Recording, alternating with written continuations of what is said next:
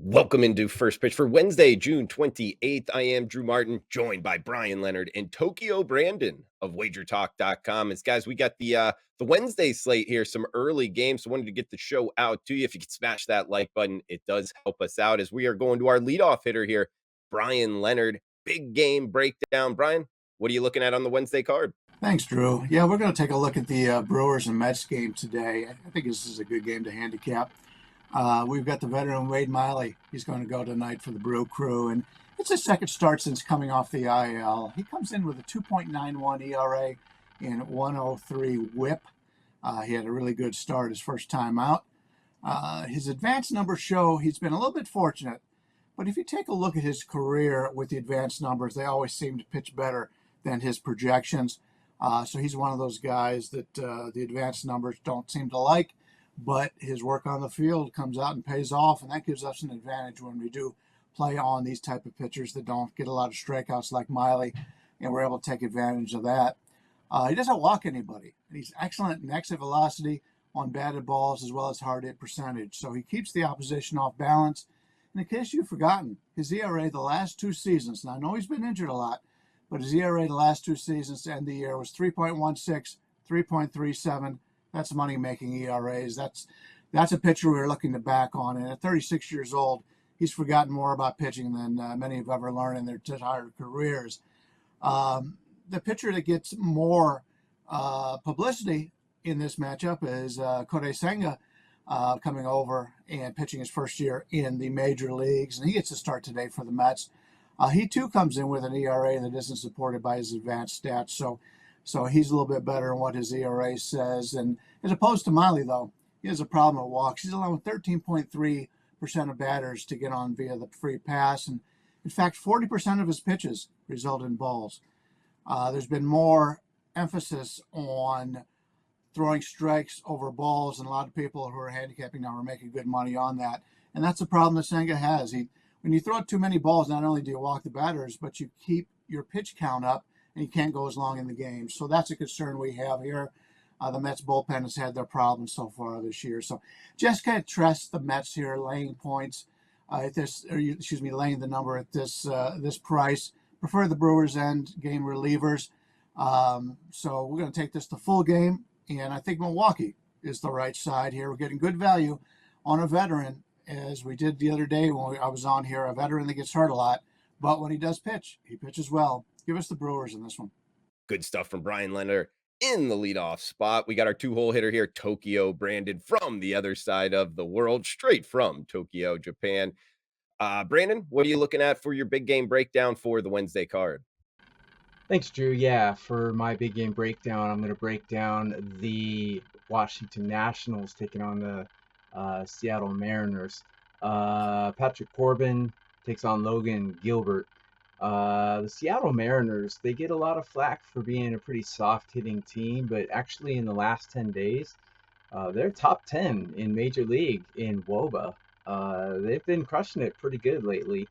The Washington Nationals, a little bit below the median for Major League Baseball teams. So Seattle, I'm gonna go with these bats because Logan Gilbert, he's been pretty good too. There's a very small sample size in his career against Washington Nationals, but on the season, he's got a WHIP of 102. His ERA is a little bit bloated, which means people are, when they get contact on him, they're making hard contact, but when they don't get contact, they're striking out. I don't think the Nationals are the kind of team that are going to take advantage of making contact when they happen to get the contact. So I'm going with the Seattle Mariners here at home. I'm not, Patrick Corbin takes a lot of flack because he started the season off just awful. I mean, he was like Jose Lima awful, but he's actually righted his ship a little bit. But if you look at his history against Mariners batters, his OPS against versus the Mariners in 46 at bats is 862, which is not very good. It's a little worse than average.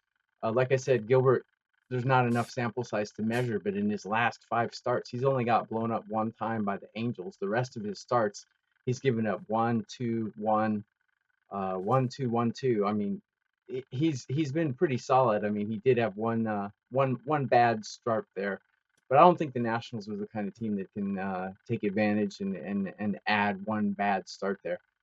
I'm going to go with the Mariners because their bats are pretty hot right now, and they got a starting pitcher with a 102 whip.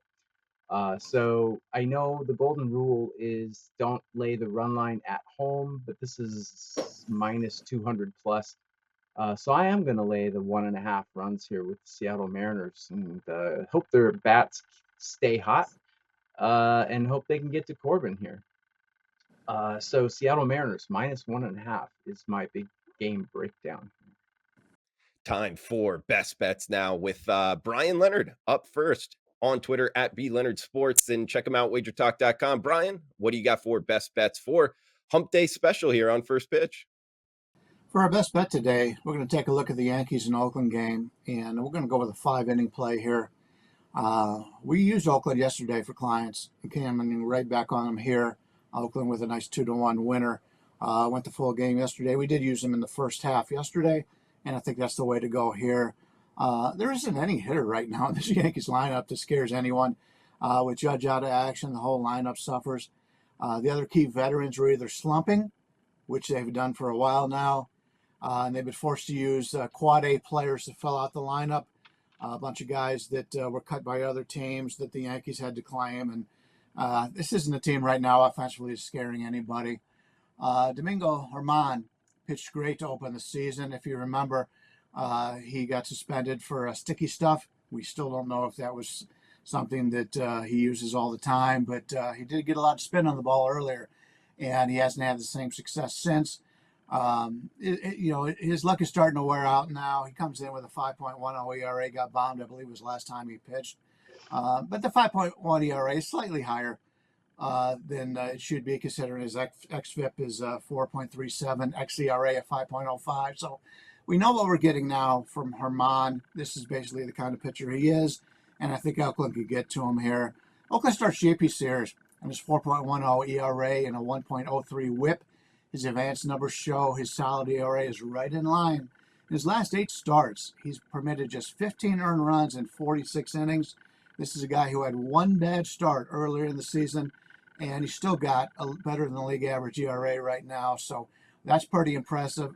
Very much like the other pitcher we used in the other game. He's a guy that doesn't strike out a lot of batters, but he does a little bit more than what he did in the past. So Sears is a guy we're looking to back here. And the A's had to use their 3 late inning relievers last night. They didn't pitch the 2 games before that. They'll probably be able to come back again tonight. But I'm not a big fan of the bullpen, back of the bullpen here for the A's. So let's go with the Oakland A's. First 5 here is our best bet on the show today. A pitcher we really like at JP Sears against a Yankees batting lineup that doesn't scare anybody right now. We'll go Oakland, first 5. Next up, Tokyo Brandon. Tokyo Brandon, any final thoughts here for the show? And what do you got for best bets on Wednesday? Thanks. Yeah, for my best bet, I'm going to cover a game that Brian broke down already. I agree with everything that Brian said about the Milwaukee Brewers and the New York Mets game. I'm going to approach it at a slightly different angle. Yeah, Wade Miley is pitching out of his mind right now. He has a 103 whip. And if you look at his history against Mets batters, he's allowing an OPS of 705 in his career, and that's 108 at bats. So he's held them fairly at bay. Here's another interesting fact. The Mets are not batting real well right now. They do have Pete Alonso, but aside from him, they've been kind of quiet. They're hitting below the major league median right now. And I love to take unders in games where the poor hitting team has a great pitcher on the mound. And that's what we got today. Milwaukee Brewers are in the last 10 days, they have a WOBA that ranks 24 out of 30. They can't hit their way out of a wet paper sack right now.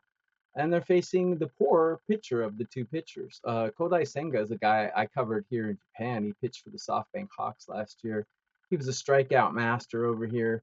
At the beginning of the season, he was electric, but it's starting to wear off a little bit. But I really don't think the Milwaukee Brewers can take advantage of Kodai Senga slumping a little bit. And you have the one team that we are afraid of their bats, who's facing the pitcher with the 103 whip. So 8.5 looks really high to me in this game. I broke it down. I have this game capped at 7.2 runs. It's a full run below what the bookies have it at. So under 8.5 in the Milwaukee Brewers New York Mets is my best bet for today. That's a 3% client play that I put out. I also have a 4% client play out today at my page at WagerTalk.com. But for my best bet in this game, it's Milwaukee and New York Mets under 8.5. Guys, I'll head to my best bet here to end it. And I'm going on the Tampa Bay Rays, best team in baseball. By the way, on pace for 108 wins. We get Zach Eflin versus Davies on the hill for the Arizona Diamondbacks. It's the Rays at the Diamondbacks, and I am on the Rays minus 140. Now, keep in mind, this is in the overnights. This is early market trading here. I wouldn't be surprised to see more Rays money, but you can jump on them minus 140 as we're recording right now. First, want to start with these are the two 1998 expansion teams. So these two teams getting after it. It's kind of cool in that sense. And Eflin on the hill for the Rays. Yes, best team in baseball. But when he's on the hill, he's been real solid, real consistent. No more than 3 earned runs in any of his last 4 starts. He's got a 1.03 whip this season, meaning just over a runner per inning. That's very, very good from the Rays starter. And they haven't been playing as good of baseball as they did in the beginning of the season, but a lot of that is due to their starting pitching. So when Eflin's on the hill, he's one of their better starting pitchers here. I'd probably put him number 2 behind Shane McClanahan. When those two guys are on the hill and we can buy on the Rays for like a moderate price like we can Wednesday, at least in early market trading, I'm looking to buy on it, especially here, guys, going up against Davies, the starting pitcher for the Diamondbacks. He's been terrible. He is over a 7.8 ERA on the season. And in his last 3 starts since the middle of June, since June 13th, he's now throwing like 87, 88 miles per hour. He's not missing many bats. He's got over a 15 ERA in his last 3 starts, giving up a total of 21 runs in his last 10 innings. So he's not lasting long. He's getting smashed around the ballpark here, guys. All pointing towards best team in baseball. Tampa Bay Rays minus the 140 in early market trading. I am listing Eflin as the starting pitcher. So that's my best bet, guys. Tampa Bay Rays. And that does it for the show. For Brian Leonard, Tokyo Brandon, I am Drew Martin. Please smash that like button. Feel free to reply below if you're watching on replay. Let us know what you're looking to bet, where you agree, where you disagree. All is welcome. We got the early Thursday morning show coming to you tomorrow. Stay tuned for that on the Wager Talk YouTube channel. Huge shout out to Robert, the producer behind the scenes making this happen. Guys, thanks for tuning in. Cash those tickets.